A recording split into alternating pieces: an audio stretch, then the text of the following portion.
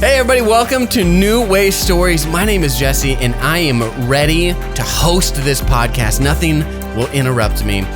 No intestinal attacks or anything.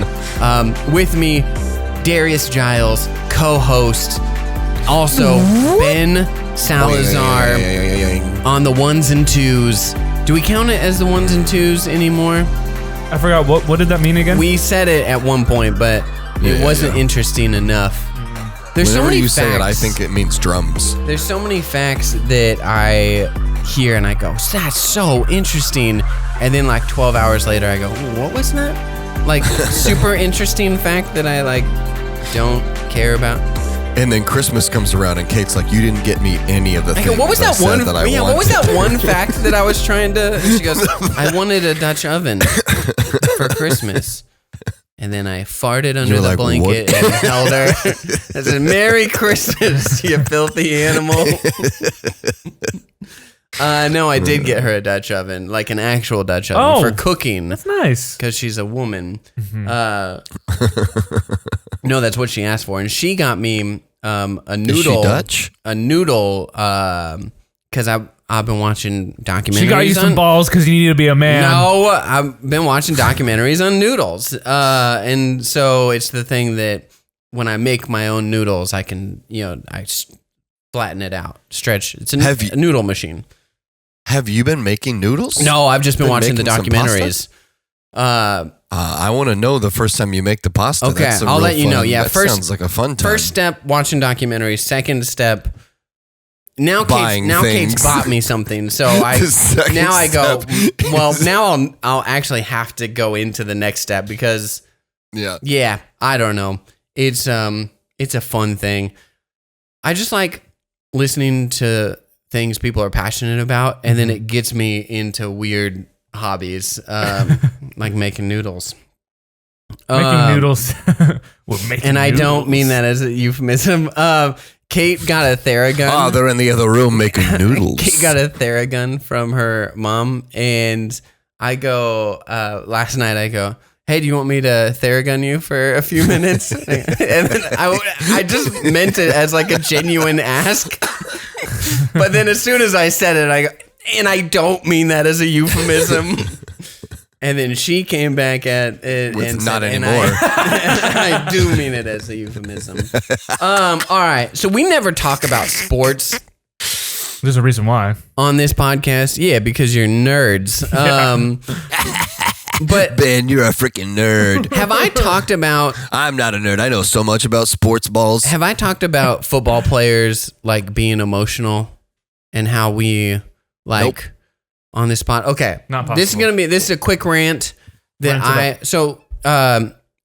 last night DK Metcalf got two personal fouls for getting angry at another guy and like yelling, and he like pushed him and headbutted him a little bit, with the helmets. Fun. It's not two personal fouls. And people are like trying to hold him back, and so many times people make an excuse for football players or athletes, and they go, they play with such high emotion that this is like the stuff that you have to like kind of deal with from time to time.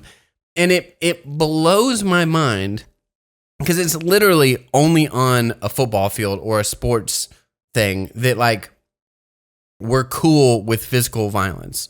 Like in baseball, someone can charge the mound, throw a punch, and you like the only legal ramifications is like maybe getting suspended for a couple games, right? They go, hey, we're going to suspend you. But like...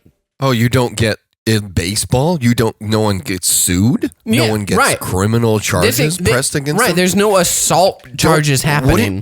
Wouldn't you go to like...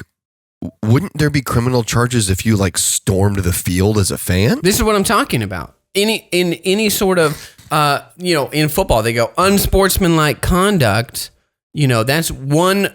Well, you get another one of those, we're going to disqualify you from the game. But like in an office building, I've seen someone run over and tilt throw the Gatorade thing on the ground, and they're like, "Well, play with high emotions." If you're in an office building and you like blow a sale and you run into the break room. and you like throw down the water cooler. They go, well, Jim, hell of a salesman. He playing with emotion. He leaves it all on the line. He's got a lot to fight for here. He's actually married to the receptionist Pam, and they have 2 beautiful little children. So he's actually got a lot going on in his life. He was the manager. He didn't like being the manager. Then he stopped being the manager. So the sales is really important to him. And his coworker Dwight took a prank too far. It was innocent at first. If you did that in a real office, you would be fired. Or if like a barista of mine shows up late and I punch them in the face, whoa! I go to jail, right? Like I get assault, right? Because that's like how the real world works. But we're totally just fine with athletes playing. Well, they play with a lot of emotion. So, all right. So, hey, it's the end of 2024. It's a heck of a year. Crazy. And we wanted to... God went all out this year. Yeah, he did it, He got back on track after a few down years. No, it's... Not down years. I wanted to go through our... Jesus was back on his A game. I wanted to go through our highlights of 2024. And I realized that I have something to expound on after this. I realized that I'm a very in the moment guy, and my favorite things are the things that just happened. Me too. You know what I mean?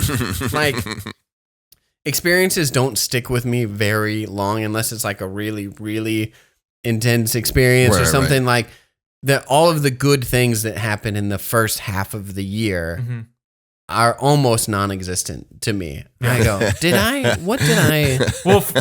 even live the first 6 months? I was going to mention when we got to mine, it's a lot of it was pre-Trump assassination, post-Trump assassination. Wow. And especially since it was right in the middle of the year, right at July, it was Ben, I forgot to show you, I've found this picture of me as a junior in high school. Okay. And my school, it's my school picture, and I have a button on that says "Proud Republican." Ben would appreciate this. In 500 years, we'll look back at the 21st century, and we will actually measure time as BT and AT, as before Trump and after Trump, because our political savior has arrived to redeem the nation of America and deliver the whites. If America is still around in 200 years, it could be a very fair assessment to say what is America pre-Trump, pre-Trump America, post-Trump America. That's funny. All right, so did you guys? I wrote out some books, TV show, movies is my favorite things.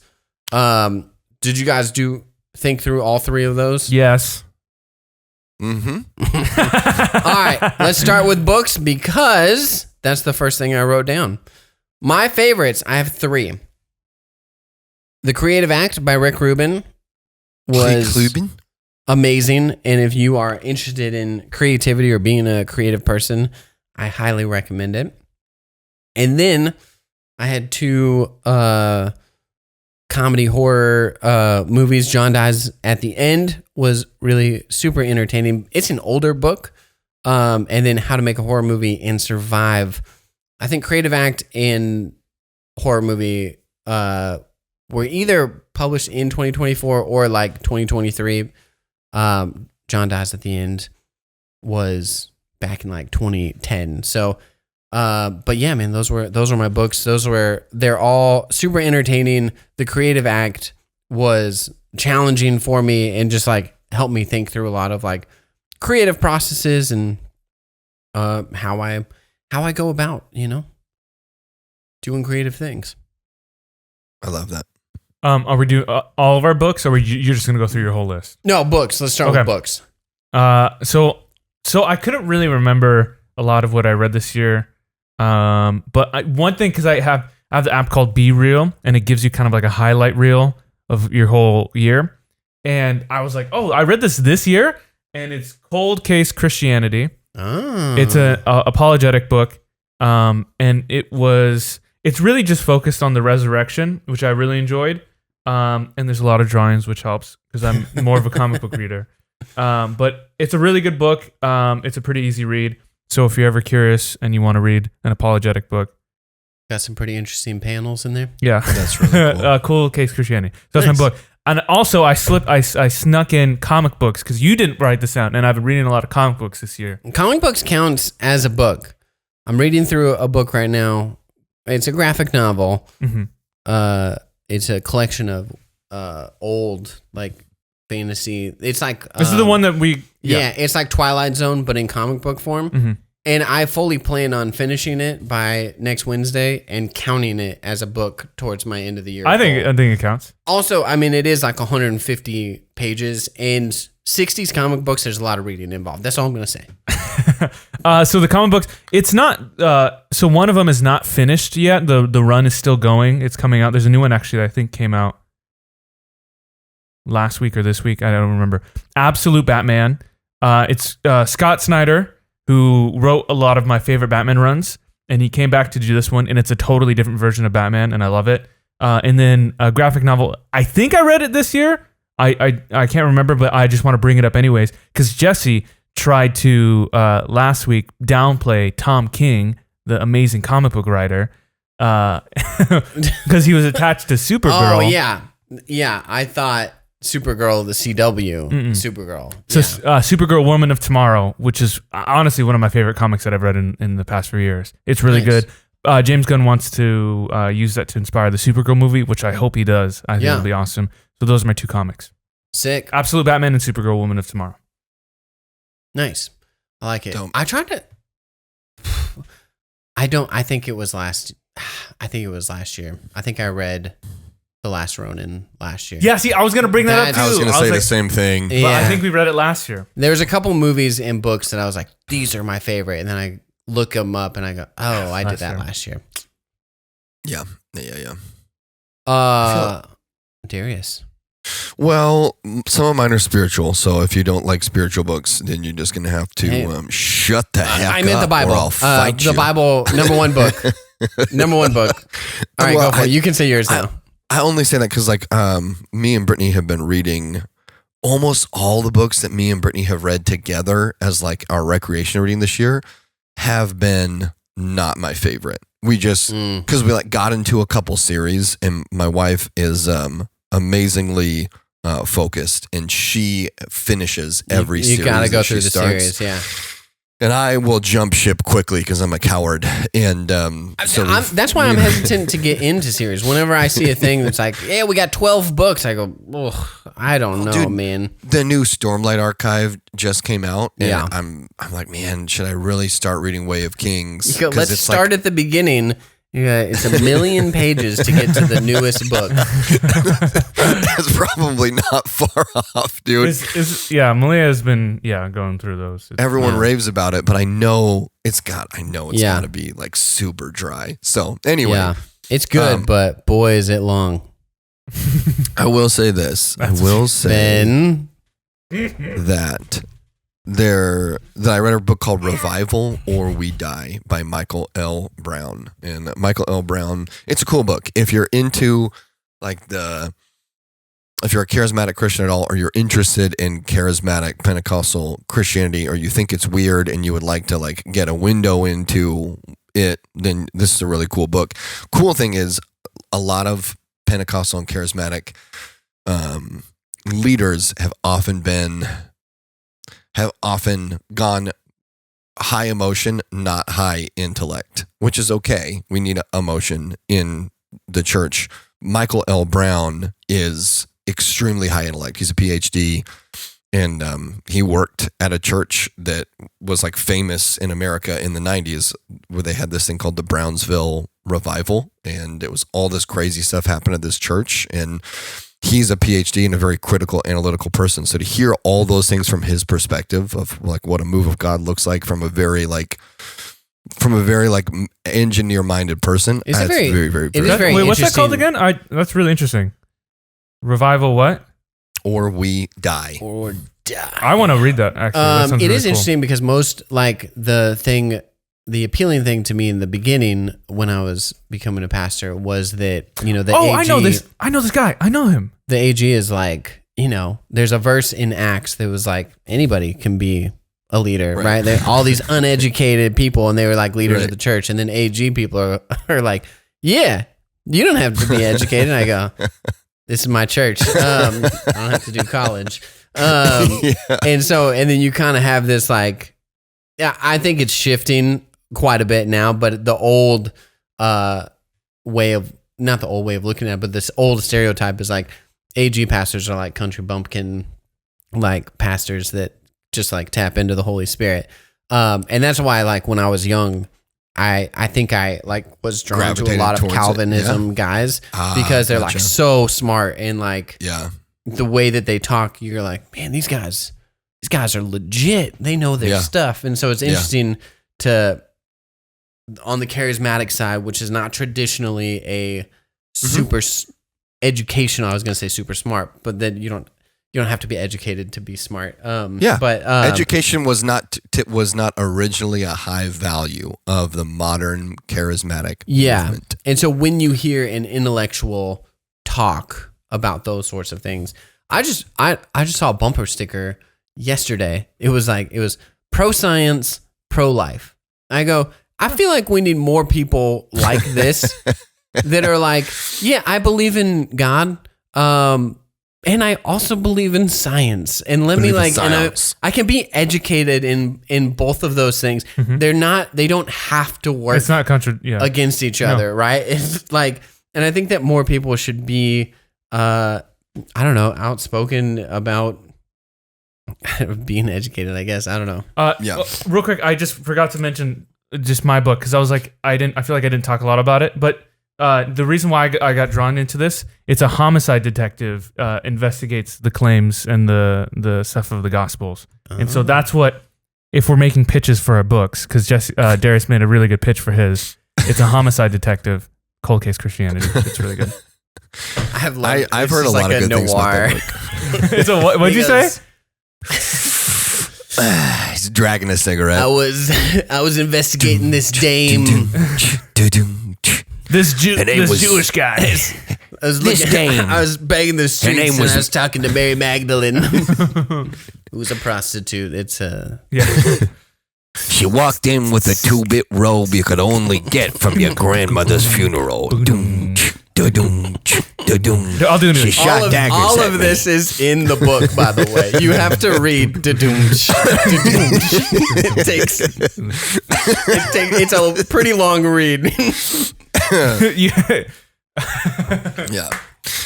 So that's my top book. I'm a big believer that for Christians we need God more. Like, we just need Jesus more, and so ultimately just boils down to that. And so that's my real sell. It's not the book, but regardless of whether you think revival is like a cool concept or not, regardless of what kind of Christian you are or what kind of person you are, I just think we need more of God. And so that's why the book was powerful to me. I read a book called, I think now I can't remember which one it is, so I won't say, because some of the books in this series I didn't like, and some of them I really liked. They made a TV show out of it on Netflix, and it got canceled, and I can't even remember the name of the TV show. I reread Fellowship of the Rings. Fellowship of the Rings is so good. You should read Fellowship of the Rings. Read it at some point. I just watched the new animated Lord of the Rings. Oh, we can talk about it later. War of the Rohirrim. Yeah. Dude, it's about Helm Hammerhand, and I didn't realize that until like a couple days ago. But if you read the appendices of Lord of the Rings, Helm Hammerhand is this guy who has this huge ongoing war against the orcs that are just outside of Rohan, and he's famous because one time he punched an orc so hard that it died. Wow. And so this they guy's named him. It's pretty sweet. And this guy's so they nuts. named him Helm Hammerhand. It's the freaking sickest thing ever. That's where Helm's Deep is. Helm's Deep is named after him. Gotcha. I had no idea. They just had told me to come to this movie, and it was a good time. I enjoyed it. It's a movie? Yeah, animated movie. It's a fully animated. It's like anime style. Like anime style. Yeah, Interesting. It's in the theater. I really want to see it. Nice. Then my other book that I liked is I liked Rat Race. Everybody should read Rat Race. Yes. Rat Race is super good. Me and Brittany, I think, are going to read that next on our fun reading list. You haven't read the updated one? I haven't read the updated one Yeah. still, so I'm going to wait now and read it with Brittany. But I guess Brittany will probably be sad because it's got some sad stuff in the end. Anyway, and then I also like this little tiny book that's like a therapeutic book. It's called The Boy, the Mole, the Horse, and the Fox. Dude. And it's just this little tiny book that's like 20 pages long. It's got these beautiful It's so good. I'm so glad you read it. It's nuts, dude. Yeah. What is it about? It's like a kid's book. Yeah, I mean, I bought it in August. I found it at like a random bookstore in Cle Elum. I read like 5 pages of it. And I was like, this is so cool. yeah, it's really good. It's just like a really moving book. It's not really about anything. It's more like a poem that goes on. And again, it's probably less than 1,000 words. Like, I don't know. It's not very many words. I mean, it's just straight up kid's book, right? Like 3 lines on a pencil drawing page. Mm-hmm. Yeah. So I guess it's more like a poem, but it's got these beautiful illustrations. Yeah. And it's just they use a boy, a mole, a horse, and a fox. And these characters, the boy like kind of picks up these animals as he goes on this journey he's walking. And along the way, the author uses the different animals to make emotional statements about difficulty and hardship and life and healing and relationships. And it's very short, but it's very, very poignant. And so it's really, really good. I cried for sure. I think there's a couple moments where there's like disappointment from and the boy asks like why does this happen? And it's like Darius said, it's poignant and you're like, oh, I like this book, Inside Out, the movie. Oh. These are there's a few other things that I'm like, man, I really wish I had this when I was an 8-year-old, Yeah. Well, it's really interesting. It's interesting. A lot of the times, I think just tackling the idea of suffering and why is there hardship in the world is really interesting because as a kid, I would hear so many people who are anti-religion. Understandably, as an adult, I understand where they're coming from, but be like, well, why is there suffering in the world? If there's a God, why would there be suffering in the world? But then I would hear these people, if you listen to a lot of them, they'll be like, why are these people suffering and those people suffering and these other people suffering? Yeah. And they're always talking about other people and they're trying to explain other people's suffering. And as an adult, what I learned was if you ask people who've been through suffering and have met God in the midst of that suffering, they will all say, I wouldn't want you to take my suffering away. So the reason of suffering, me and other people who've experienced suffering would say the reason for suffering is simply that it teaches us how to be more human and how to be more connected to God and to each other. And so for the people who are like, why is there suffering in the world? I'm like, well, people, first of all, people are the reason there's suffering in the world. Right. But if you ask, there's so many people that you don't speak for them. Don't speak, don't come out and try to say how dare God let these people suffer? Let those people speak for themselves because many of those people will say, I'm glad that God allowed these hard things to happen to me because it helped me become the person that I became, even though it still hurts. It's such a catch-22. Mm-hmm. Because you never are like, oh, I wish this suffering on you so that you can be closer to God, right? You don't wish suffering on people, but when you go through hardships, right? And then you come out on the other, that's when you grow through adversity and you you're unable to grow. Yeah. If you I don't wish that on people either. Adversity, right? But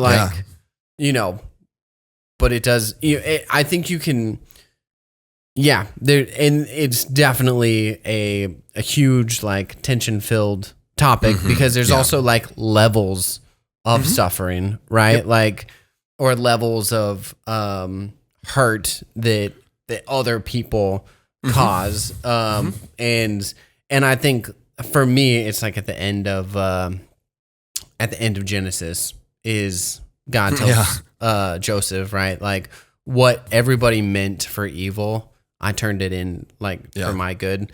I didn't quote that exactly. It's great because God doesn't say that. God doesn't say that to Joseph. Joseph says that about God to his brothers. So we don't even have God as like an interrupter into that story. It's not like God interrupts the story like he does with Job, where Job is like, "Oh, everything's so hard," and God's like, "You need to chill out." It's like God do remember allows Joseph to actually come to this realization, and it's like a 20-year period, right? It's a very long time. Yeah, you just where like Joseph is suffering. You like know that God has gifted him with things, and you know that his brothers have wronged him. Yeah. You know, sold him into slavery. Whatever that means. You know, it wasn't like super bad, but like, which I always, Reuben, the brother, goes, guys, we shouldn't kill him. He is our brother after all. They go, well, what do you want to do, Reuben? He goes, let's sell him into slavery. You go, what a good brother. And that's why they named a sandwich after him. That's right. Okay. You guys have so many good books. The ones that I got this year and that I've read that I didn't mention. Great comic books. They're good. Comic books or about charter schools and economics. Those are my. Hey man, if that's what you're into. I picked the two that I thought would be the most poignant for the podcast. I also read a bunch of bullcrap this year. So I don't want to brag, I read the whole Maze Runner series this year. And for some people, that's their favorite series, and I totally understand. I came away from that being like, why did they write this? Why did they write this series? I mean, the Maze Runner is at the tail end of the boom of post-apocalyptic YA. You know, it's like the Hunger Games is like the good of that series. And then you've got like Divergent and the Maze Runner. Again, Hunger Games. I heard is so Divergent's crazy. actually not bad, but I haven't read Divergent. We did a panel. We were in a room where the author was on a panel. Yeah, we were. And then I saw her walking on the street like a month later. I go, oh she lives in this neighborhood. Because it's in Chicago. I wasn't like following her. It was a happenstance. I also didn't say anything to her. I just wanted you guys to know I was driving I said that was the girl I saw in the panel. What are the odds? Got to be a really cool thing about being an author is like she's written these hugely successful books that turned into these hugely successful movies, and she still has 90% anonymity. Absolutely, unless you're at an event. Yeah, that is like, this is the author, and you go, oh, that's fun. That's good to know that that's the author. That's not a lot of people know you're like outside of Stephen King, right? Like, which I don't even know if you guys could pick him out of a lineup. I could. Well, I don't know why you would say that about me, but I definitely can't. Well, no, I'm just like, because we know the name Stephen King, we know his books, we know his movies, but like, and I know his face. It's not like he's always in front of a camera, though. You know what I mean? He's always on Twitter, that's my though. point. Oh, because I grew up before could be. I don't know. Because I grew up before the digital age. I often looked at the pictures of the authors on the back of the book. Yeah. But also, J.K. Rowling. I think she would be the hardest. Like J.K. Rowling probably can't go anywhere. Everybody knows what that's a good point. I wouldn't be able to pick her out of a lineup. I think I could. Oh, really? I think I could. She's a blonde white lady. I dare you. I dare you to pick out a specific blonde white lady in London. Like, you know what I mean? On the tube. While you're on the tube. You're on the tube. On a Tuesday night. My point is, on a Tuesday night. I see like regulars. I see regulars like every single day in my coffee shop, and as soon as they walk in, I know their name, I know their order. And then I saw one in a grocery store the other day, and I go, "How do I know this person?" And then finally it dawned on me. Yeah, context is a huge deal. I will never. There's like very few celebrities that I would be confident enough to be like, that's the celebrity, and I'm gonna say, hey, because most of them, I'm like, you look pretty similar to this person, and I'm not gonna take the swing You know what I mean? I just wrote the sickest sermon illustration in my head based off of that. That story, and I can't wait to use it. Okay, my movies. You're welcome. All Okay, right, let's move to TV My movies. shows. Movies. Movies. Let's do TV shows. Let's end with movies because those are the most important. Okay. TV shows. This one would have been on my list last year. Daisy Jones and the Six. I don't think I watched. Oh, I started watching New Girl this year. New Girl's phenomenal. For the first time? Mm-hmm. New Girl I has love that show. some of the funniest, like I've only watched one season. the situational. So you have a few different styles of sitcoms, right? Sitcom stands for situational comedy, right? Prove it. Just wanted to throw it out there. Some shows are really, really good at it is funny because of the situation that they set up and then pay off, right? And involved in that is character work and all that stuff. Some shows are really, really good. I think Frasier is the pinnacle of a situational comedy. I think you take these characters outside of their situations, it's not a very funny show. But there are moments that you're like, that is the funniest thing I've ever seen because of how they set it up and paid it off. Yeah. And I think it's lost. It's a lost art in TV shows today. Not to say that they're wrong, but like a sitcom, like a 3-camera sitcom, even though New Girl is not that, the situations that they set up and pay off, and then like the building of characters is so funny. Like I don't think Schmidt is a funny character or Nick is a funny character outside of the show, right? If you meet these guys on the street, I don't think that you think Schmidt's a funny guy. Right. But the things that he says are, and they just set it up perfectly for his character, and his responses are so Schmidt. It's so I funny. went into the show because I know people like love Schmidt, and I went into the show. I'm not a huge fan of spoiled rich people that are unkind. I mean, he's not inconsiderate. He's not a likable character. Not at first, and so people were like, "I love Schmidt," and I went into the show being like, "You're not gonna make me like this guy." If I met this guy in real life, if this guy was my roommate and he did 10% of the things he did, I would break his leg. I would break his leg easily. Yeah. And then 3-4 episodes in, I'm like, I really like Schmidt. What a sweetheart. He's such a good guy. At heart, he's just a good guy. Yeah. Yeah. So they did it. Yeah. Nick is my guy. Nick is great. It's a Nick is you. It's a in Costanza nutshell, effect where I'm like, if I didn't get married earlier, I'm this guy. Like, unfortunately. Do you know who I've been called? People say that I'm Winston. I've been compared to Winston a lot. True. Yeah. Do you Which sing leaves me to be anything? Schmidt. Do I sing song things? Like Yeah, you go, time to do some puzzling. all the time. Okay. And also my pranks. I just did it freaking this morning when Jesse pulled up to the house. Just terrible pranks. Yeah, just a bad prank good. or way too far. Like a prank that's like, what if we blew up Jesse's car? People do often tell me I remind them of Zooey Deschanel. I see it. There's a clip where they're like, Nick, you don't wash your towel. Yeah. He's like, you're telling me to wash the thing that like dries me off after I've been washed. Are you nuts? Like, it's really funny. Okay, TV show, New Girl, love it. New Girl's great. Ben, I'm gonna say the Penguin. Pinguinos. The Pinguinos. It was Pinguinos. That's a Kate. I don't know where that. La rada lada. What, you don't need Spanish? That's the worst Spanish I ever heard. Yeah. Boyd. I love the show. It was super good. I love that it was still like in the Batman universe, but self-contained enough where you like can still enjoy it without any of these like tie-ins. You know, there wasn't like Batman wasn't really mentioned. It's like takes place within a couple weeks.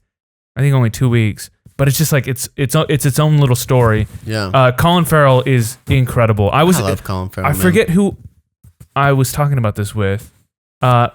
There's just certain like villain performances that when they're so impactful and good that when people reference these characters, they do that voice now. Yeah. Like I think a couple years ago, if you would have like done an impression of the Penguin, you would have done like a Danny DeVito style. Now, when people do the Penguin, they do the calling, they do the voice and all that stuff. And like when they do Joker, still doing still doing Burgess Meredith. When they do the Joker, they do Heath Ledger. When they do Bane, they do they do that. And so like it was really cool to like that's a really good Bane. You've had your spin on an iconic character that now you're the face of it. Yeah, exactly. Which is wild. And so Colin Farrell with like just a movie and a TV show has now totally like rejuvenated the character of the Penguin. That like now that's people cool. are doing their impressions on Instagram and they're doing bits, and then they're like doing like Colin. The Penguin was a terrible villain. Mm-hmm. Like he's not a great villain. It's not. He's not like. Yeah, if like you told me that Penguin was the new Batman villain, I'd be like, oh. Okay. But another thing about the Penguin, they especially like with Sony, the mistakes they make with their villain movies, villain kind of spotlights, they don't let their villains be villains. In this show, right? Penguin is still a villain. You will get to the ending of the show and the Craven reviews. Dude, Craven's bad. It made like $10 million. How like like what's his name got paid like $8 million. Yeah, what's his name? Russell Crowe, isn't it? Right? Yeah, Russell Crowe is in it. How is he in it? Dude, you're paying him a lot of money. Bless him. Anyway, sorry. What were you saying, Ben? No, so Penguin, and then I don't want to say it's my favorite because it's not fully out yet, but I've been really, really, really enjoying Creature Commandos. We're still only like halfway through the season. Yeah. But oh my gosh, if that's if you're into that type of show, it is really good. Oh, dude, HBO just does good things, like the quality things. I mean, yeah. Well, I'm not sure how it is they're making their money. Like, I just don't know what it is they're making their money off of. Yeah, because there's no longer like a big HBO channel.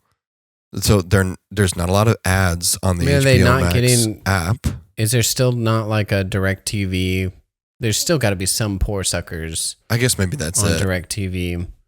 It's just interesting because they're making amazing stuff. Maybe it's just that the stuff that they make is low budget. Because while Disney is out here trying to like make these huge big budget things with crappy scripts, they could HBO's also like, we're just gonna make it kind of. They could also like in-game or not in-game, in movie like ads, right? Like I mean, obviously it can't be too obvious, right? Because you're like, that's pretty obvious product placement. But I don't know, maybe like Coca-Cola is sponsoring the whole thing, right? Well, I will say there were episodes of The Penguin where in the ads, he's like weirdly drinking Mountain Dew. No.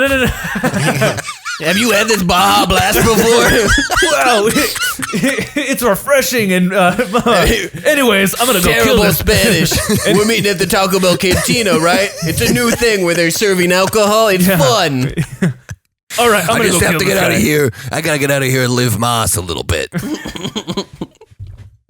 Jesse, the Baja Blast, that's a bit that's one of the times in life where I just am so jealous that I didn't come up with Mountain Dew product placement for the Penguin. That's so funny. Why didn't I think of that? That's so funny. That's good. Oh no, but there would be ads because we don't pay for the full subscription. Yeah. And so there's like 3 or 4 ads in the episode, but it's like, this ad is brought to you by whatever this alcohol drinking, sponsored by the Penguin. And the ads were like in the style of like Gotham City and like the Penguin. And so there were like 3 different ads about this one alcoholic drink that's like Penguin style. I would have to Penguin style. Give me that martini, Penguin style. I like it's just served with a long cigarette. That's just so you know, like the cigarette holder. I think that they have to. They're like, hey, you can have premium, which is nice because you get a subscription. But I have to imagine that they want people to pay the $8 version because they got to be making more in advertising, right? Like, yeah, that's what I'm saying. If you get to show me 5 commercials or even like a commercial per episode, I'm paying you $5 and you're like giving me advertising.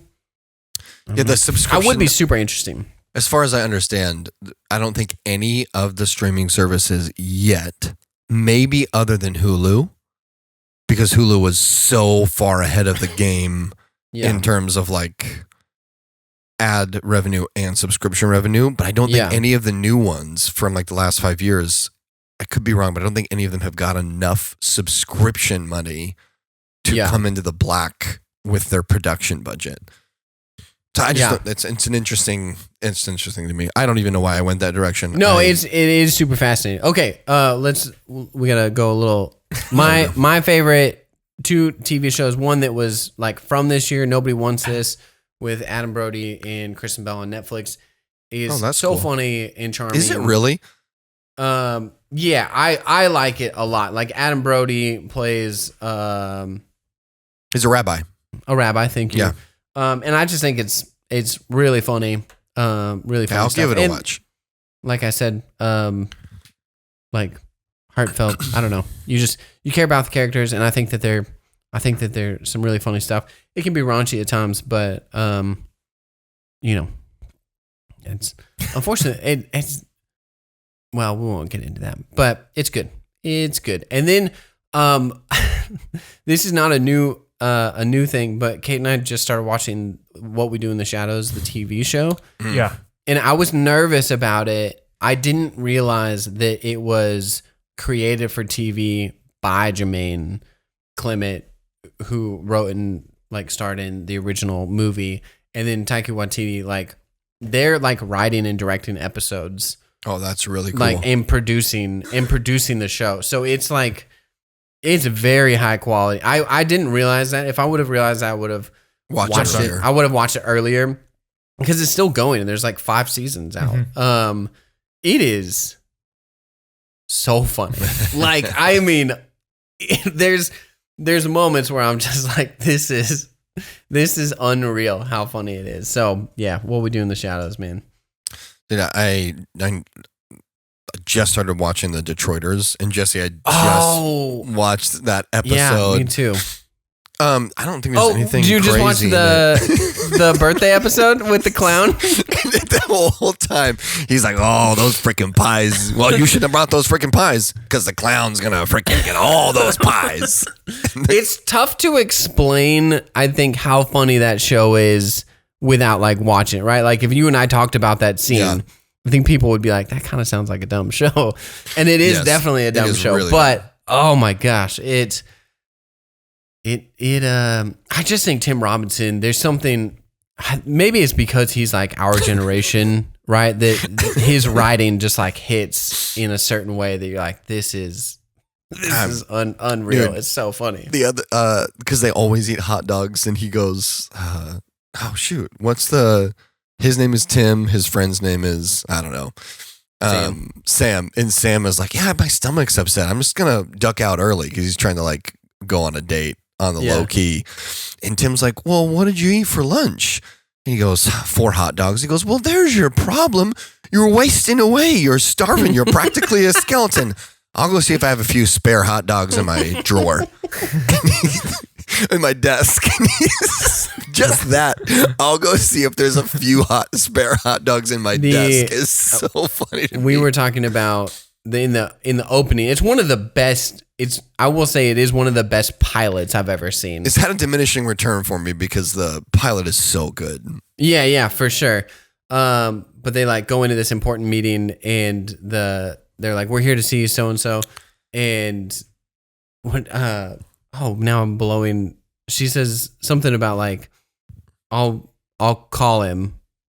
Oh yeah, that's what it is. Like, okay, I'll call him. And then Sam goes, well, what are you going to call him? And then it's like this super important meeting. Everything's riding on it. And then Tim turns and he goes, dude, you have got to do stand-up comedy. I will. And it's right. I'm always telling you, you've got to try stand-up. The guy that they're asking about is also the guy they just hit with their car. So they fully know that he's in the bushes because they hit him in the bushes after they hit him with the car. And they're still asking the receptionist where he is. Oh, right. Okay. Movies. Are we ending on this? Ending on movies. Wait, can I sneak one thing in? I know it's not. No. Sneak it. Sneak it in. Well, it's gonna take. Okay, If it's, give me like if it's time to be 9 generous. things in 15 minutes about DC verse, then no. no. Okay, wait, Here you just go. give me. My let me go favorite get it. movie was The Flash. Get out of here, Ben. Okay, I'll be right back. Oh, he's sneaking it in by leaving. Sneak something in, and then Now that he's gone, we can talk about him behind his back. whole Clayface. I really admire think Ben. that, yeah, I mean, for the most part, until he starts talking about The Flash. Sometimes I think his opinions are wrong, you know? Yeah, and I don't have wrong opinions. Never. So I don't have friends that have wrong opinions typically. All right. Hey, Ben's back. I'm back. Okay, so I wanted to sneak this in. This is just a me thing. I wanted to show my favorite action figures. Definitely is just a you thing. Oh, let's no, go. I'm just kidding. I love want to hear it. action Figures. Okay. So I've showed this one before, That's a good one. but Sorry. I My nose is my real one of my favorite Spider-Man. Ben Riley, Scarlet Scarlet Spider. Spider. Okay, so here's the nuts thing about, and I don't know why we don't get this all the time. The Scarlet Spider, that's the one where where's the A on his chest? Is that not? There's no A on his. No, you're thinking of Captain America. You're thinking of. Oh, Captain America. It's sorry, you guys. The Scarlet Letter. Okay, so this I don't know why this is. I'm gonna For adulterer. Okay, so Is that not that Spider-Man? That's really funny. Sorry. All right, Ben. every time I try to do my thing, he derails it. Jesse, Yeah. classic derailer. Okay, so That was his the- wrestling name, the derailer. So the articulation on him is insane, right? And one thing we don't always get, ready? Whoa. Toe joint. Toe Look at that. Bend his toes. That's how he became an adulterer. Which in We don't get that articulation a The lot now, and flexibility. they should, because the Spider-Man, he needs to be able he's to got do to climb everything. up. Yeah, but you don't go flat foot on the wall. Yeah. Yeah. Yeah, Right? yeah. You go on the He's you go not on a the monster. you go on the balls of your feet, which again That's right.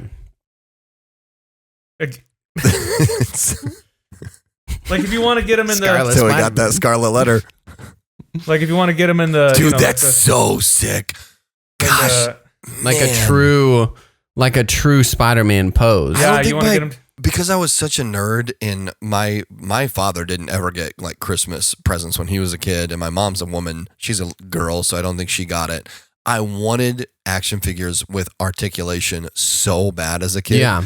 And I still feel shameful about this, but I was so disappointed and upset because one year my mom and dad got me a Spider-Man action figure for Christmas. Because, dude, as a kid, like ages 2 to 10, all I wanted was action figures. Yeah, for And sure. The Spider-Man's only point of articulation was his elbow was bent, his hands were palm face forward, and his shoulder moved in one direction, up Right. and down. Do you remember when they put the ball bearing in the shoulder, and so you could like spin the dude. arm? Oh, man. That was Those game action changer. But figures now could fight all action figure technology has gone Through the beyond. roof. Yeah. Toe articulation. Okay. Awesome. So Scarlet Spider, just like articulation alone, this guy is nuts. My second one is What do they do? That's, Amazing Fantasy. This is his first appearance. I'm just going to ignore you guys. Just for Alex. First Kinsey. appearance. Oh, that's really cool, dude. So he doesn't have the toe joints, but that's okay. I just love the classic look comic that's a Spider-Man. cool. Yeah. It's a cool looking. If you're not and the- watching this and you're only listening, you're missing out. You're missing out. Okay, so I just love the look of this Spider-Man. But my favorite one, I just got it, and I was wanting it for a long time, and it was hard to find. It's just you. Was the Deadpool and Wolverine. Yeah. And it's super cool. It comes with a Hugh Jackman head. One thing that's super cool, they've gotten really like super good at digitally like replicating their faces on action figures. And I forgot to bring it up, but I'm not So going to he go down. looks just like Hugh Jackman. The unmasked head looks just like Hugh Jackman. That's cool. Man, I would and so kiss this- that. I Yeah. do love the classic, like the '90s Wolverine look. Yeah. So What this does he is say in the movie? Ryan Reynolds is like, finally, someone has the guts to actually make you look like a comic book character. Yeah. So these are my top three of the year. I'll do it next year. Love it. Okay. 364 days away. 364 days, 365 points of articulation. Boom. All right, man. And well, that leads into my favorite movie was this was out of the 2024 realm of movies. I'm sure that I watched a movie that I liked that was not from 2024, but Deadpool Wolverine. Dang. Highly entertaining. And then last week I watched Saturday Night, and I think. Can you stream Saturday Night, or did you go see it in the theater? You have to buy it on Amazon, but my friend has his MB catalog that he has it, so I got to watch it through that. It's so good. And the thing I kind of want to talk about next week is like why do we like things that are like our interest? Does that make sense? Like I'm very curious at someone who has never seen Saturday Night Live or doesn't care about it as much. Yeah. Like, would they find this movie interesting or good? Because I love it, right? Like, I was like, this is an incredible movie. And then, like, on the book that I was talking about, the horror movie, they're talking about, like, old horror movies and tropes in the horror story, and they're tying this, like, the storyline into all of these interesting facts. And I go, do I like this book because I'm just, like, super interested in all this stuff? Or is it actually a good book? Anyway, we can talk about that next week. We should. Yeah. But both Saturday Night, I thought Saturday Night was hilarious. It is like Jason Reitman does a really good job of like making you feel anxious like through the entire hour and a half. You're like, oh That's my cool. gosh, I don't think that this is gonna work. That's so cool. Yeah, good stuff. That's exciting. What's the guy's name in it that's from the Maze Runner? What's that dude's name again? Oh my gosh, he plays I always forget his name. Winston plays. I believe he plays Dan Aykroyd. No, Winston doesn't play Dan Aykroyd. Who's Winston? No, he plays from Garrett. New Girl. Oh, what? I forget the actor's name. I can never. Lamorne Morris. But the guy from the Maze Runner plays Dan Aykroyd. Yeah, you're right. Yeah. He's good, man. The Dan Aykroyd character, both the Dan Aykroyd. Well, really, all of the casting of the original cast is crazy good. That's like really everybody from Danny Aykroyd to Gilda Radner, like it's solid. That's really rad. All right, my movie. Yeah. Okay, so I have three. I have a couple. Okay, here it is. Dune 2, really enjoyed. Yeah. Deadpool Wolverine. I just watched because it reminded me when you said it, the TV show. But I watched the movie for the first time. What We Do in the Shadows. For Halloween. So nice. funny. So funny. See me. And then I have seen this before, but I just want to mention it. Muppet Christmas Carol. We rewatched it, and I freaking love that movie so much. So good. And the lore around that is Michael Caine famously said, "I'll only do this movie if I'm allowed to play Scrooge as if there's no Muppets in the movie. If I can play Scrooge dead serious as if this is like." He said it was like the Shakespeare, what is it? The comedy, not comedy. I forget the quote, but he's like, I'm going to play this so serious. Yeah. Which I think is the only way that it works. Yeah, and it works so well. That's great. And then I think probably my favorite movie of the year is Miss Congeniality. I thought that was so freaking funny. Is this the first time you watched Miss Congeniality? Yeah, it was my first time I watched it. And I really enjoyed it. From like 96? Yeah, no, it's like 99. 99? Yeah. Wow, that's... Or 2000. And then, okay. It's in the 90s. The first one's in the 90s. And then I just wanted to sneak this in because these are movies that I haven't seen. I'm just going to blow through them, but I need to see that came out this year. Okay, ready? Wild Robot, Kingdom of the Planet of the Apes, Inside Out 2, Saturday Night, Monkey Man, We Live in Time, Piece by Piece, Trap, and The Best Christmas Pageant Ever. Those are movies that hopefully this time next year I've already have watched. I like that. Yep. That came out this year. I watched some of those, and some of them are good. And some of them are not? But, that's what movies are. Yeah. Some are good, some are not. That's the wisest thing I've ever heard you say. Yeah. That's what movies are. Some are good, some are not. I actually really like that. I'm not even making fun of you. It was so poignant that it was funny. I watched the movie. It's hard because now I'm having a hard time remembering anything that happened before Christmas season. Yeah. But I also loved Dune 2. I really love Deadpool and Wolverine. It's raunchy. Like it is. I can't really endorse it. I can't suggest anyone because I just didn't realize before we went to the theater how filthy the jokes were going to be. They're like they make me uncomfortable. They're so filthy, but they did a good job with the movies. So. Yeah. Even if you just stream it on Disney Plus just to watch him. Which is also bad, but him killing everybody with the corpse of Wolverine. Yeah. The beginning is so good. Anyway, or the van fight. I can't, man. But with the monologue leading into it. Turns out with Wolverine's. Yeah. Turns out the Honda Odyssey F's hard. Too bad you don't. Yeah, it's nuts. But I watched the movie. I'm kind of obsessed with all black cast movies with a black director. It's one of the most interesting things. They always end up, to me, being some of the most entertaining things, and they capture. I don't know, dude. Family Reunion. I mean, I've actually not seen like a lot of the Medea movies, but this one I can't remember who the director was, but it's Danny Glover, and he's the patriarch of this family, and his wife dies at the very beginning, and they all come over for Christmas. It's got JB Smoove in it. It's got Monique in it. Oh, I've seen this. I saw the preview for it. It's got like the trailer. It's got a pretty bad rate. It's like a 69% or 70% on Metacritic and Rotten Tomatoes. So it's not like a super high rate. I loved it. I'll watch it every Christmas from now on. So that movie was really cool. Yeah, it was fun. Nice. I'm trying to remember if there's another one that I just recently watched. I watched The Matrix Revolutions a month ago. Don't watch that. Stay away from that piece of crap. That's a hot pile of garbage. Get out of there. Oh, man. Why do people have to ruin such good things? Yep. Well, okay. Hey, that was our year in recap. Movies, books, television shows. Did you guys, quickly, did you guys have favorite New Way? Yes, I did. You did? Let's hear your favorite New Way. My favorite New Way moment was Carl interrupting. That was great.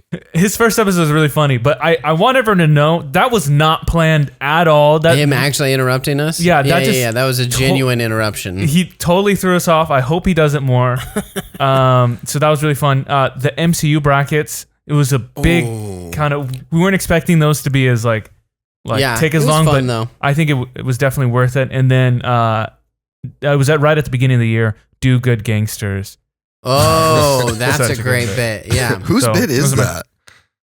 It was me and Jesse kind of started it, but I feel like Darius really took it to a really good place. Yeah. Well, Ben started, I think it was maybe your bit, like the concept was your bit.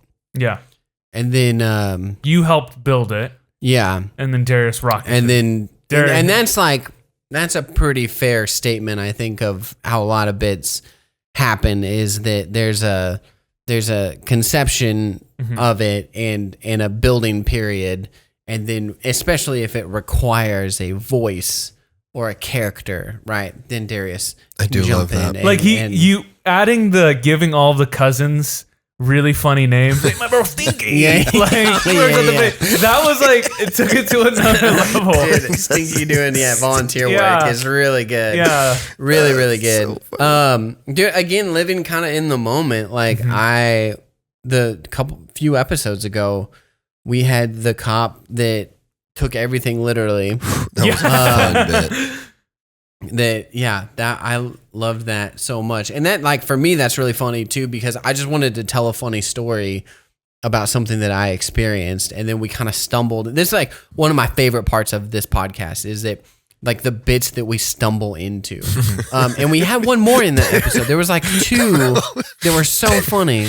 The cop who takes everything literally, that you can't make this stuff up. I know Brian mentioned the Deep South Pole. Oh, and then the Deep South Pole, that was really good too. That this Southern accent. Yeah. Yep. Yeah.